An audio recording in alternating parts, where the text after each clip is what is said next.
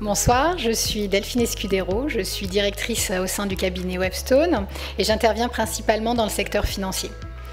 Webstone est un cabinet de conseil qui accompagne les transformations des grandes entreprises avec une approche du conseil que nous souhaitons de plus en plus engager. Le thème que nous avons choisi ce soir pour cette nouvelle édition du Club Prospective est celui, comme ça vient d'être dit, du rôle sociétal des banques et des assurances au XXIe siècle. Ce thème résonne tout particulièrement avec une de nos initiatives que nous avons lancée au sein de Webstone, une initiative appelée tout simplement la banque et l'assurance du futur, et que nous avons souhaité aborder non pas par un prisme assez classique, un prisme technologique, mais bien par celui de l'utilité sociale, justement. Dans le cadre de cette initiative, nous avons donc lancé des travaux d'exploration avec des chercheurs en sciences sociales, des anthropologues, des philosophes, des experts scientifiques également, des experts de la transition énergétique en particulier. Et nous avons tenté de décaler notre regard en cherchant des pistes de réponse dans des écosystèmes a priori éloignés du monde de l'entreprise. Nous avons évidemment associé à nos travaux nos clients, banquiers, assureurs, et nous avons tenté avec eux d'imaginer quelles pourraient être les nouvelles zones de légitimité des institutions financières et les pistes d'action pour les rendre, dans les prochaines années, plus désirables. Alors, un premier constat est que les différentes parties prenantes des acteurs financiers attendent que les banques et les assurances jouent un rôle sociétal plus important. Et donc ce soir, pour amorcer nos discussions, je voulais vous partager quelques enseignements de cette étude évoquée en introduction que nous avons réalisée le mois dernier avec l'Institut de sondage ELAB. Près de 60% des Français, lorsqu'ils choisissent une banque ou décident d'y rester, accordent une place importante à son niveau d'engagement dans des actions utiles à la société, qu'elles soient sociales, sociétales ou environnementales. 57% des Français considèrent qu'à l'avenir, les banques devraient jouer un rôle plus important dans l'augmentation du pouvoir d'achat des consommateurs. Enfin, un Français sur 5 souhaiterait que les assurances et les mutuelles s'engagent plus fortement dans des actions socialement utiles. L'enquête qu'on a menée nous éclaire également sur les domaines dans lesquels la banque est naturellement attendue. Ces domaines sont les suivants.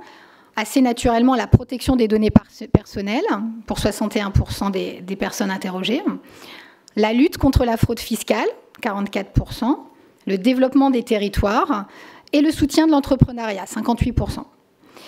Cette étude pointe également des attentes croissantes quant à la réduction des inégalités sociales et le développement d'une économie plus responsable. Un deuxième constat maintenant qui concerne plus notre environnement. Pour moi, ce qui marque la période actuelle, c'est également l'encouragement de l'État, les avancées en termes de législation, des avancées qui créent un environnement favorable au développement du rôle sociétal des entreprises. La loi Pacte, ça ne vous a pas échappé, a été adoptée le mois dernier, ou plutôt en avril au Parlement. Elle permet aux entreprises d'inscrire désormais une mission sociale ou environnementale, ou les deux, dans leur objet social. Par ailleurs, elle encourage l'épargne solidaire par différents dispositifs. Deux exemples récents qui ne vous ont peut-être pas échappé également dans la presse récemment. La Maïf, dont le directeur général a annoncé tout récemment son intention de faire de la Maïf une entreprise à mission, conformément à l'invite de la loi Pacte. Et encore plus récemment, c'est le Crédit Agricole qui a annoncé la semaine dernière sa raison d'être dans son plan stratégique 2022 et précisé une ambition, l'ambition d'agir chaque jour dans l'intérêt de ses clients et de la société. Enfin, le troisième constat que je voulais partager avec vous concerne évidemment les acteurs financiers au sens large et leurs actions en faveur de la société ou de la planète qui se multiplient. Très régulièrement, les dirigeants, y compris ceux qui nous font l'honneur de leur visite aujourd'hui, prennent régulièrement la parole à ce sujet. Qu'il s'agisse d'ISR, l'investissement socialement responsable, qui tient compte des critères environnementaux, sociaux et de gouvernance, ou qu'il s'agisse d'épargne solidaire, de financement participatif ou encore d'accompagnement des entrepreneurs de l'ESS, l'économie sociale et solidaire. Un exemple, pas complètement choisi au hasard, celui d'AXA, qui met en place une plateforme de partage de ses données Give Data Back, pour aider ses clients et la société dans son ensemble à mieux comprendre et gérer les risques. Ou alors le groupe BPCE avec le crédit coopératif qui annonce une tarification modérée pour les personnes fragiles. Pour ne pas être que partial, un dernier exemple peut-être, BNP Paribas qui lance au sein de ses territoires des communautés de l'engagement, Act for Impact.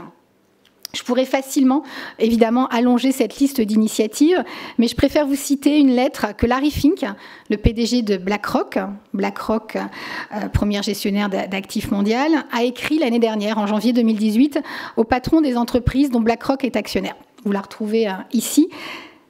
Pour prospérer au fil du temps, toute entreprise doit non seulement produire des résultats financiers, mais également montrer comment elle apporte une contribution positive à la société. Oui, je voulais revenir sur... J'ai bien compris, une question pour Thomas Bourbel, j'ai bien compris le en même temps, la performance et la durabilité. Néanmoins, pour revenir sur votre exemple, sur le financement des cigarettes et l'impact sur la santé, chaque quarter, quand vous délivrez vos résultats devant vos actionnaires, le manque à gagner, le coût d'opportunité de ne pas financer les cigarettiers, vous allez l'enregistrer rapidement. En revanche, l'impact sur l'amélioration de la santé, c'est quelque chose qui sera sans doute avec plusieurs années dans le long terme. Comment vous expliquez ce gap à vos actionnaires ? C'est vrai parce que ça ne se produit pas directement, mais on voit clairement le lien entre les deux. Et c'est d'autant plus intéressant dans les marchés émergents, parce que, je veux dire, dans les pays très développés, les nombres de fumeurs sont en dégression et on a vu ce sujet pendant longtemps. Dans les marchés émergents, par exemple en Chine, en Inde, le phénomène des cigarettes très très dispersé est un phénomène assez nouveau. Et dans le développement de ces marchés, on a vu que la consommation des cigarettes a beaucoup augmenté. Et là, on voit tout de suite les effets sur la santé. Oui, vous avez raison, il y a un décalage, mais ce décalage n'est pas 20 ou 30 ans. Ça se voit assez vite. Mais là, encore une fois, en même temps, ça peut être avec un décalage.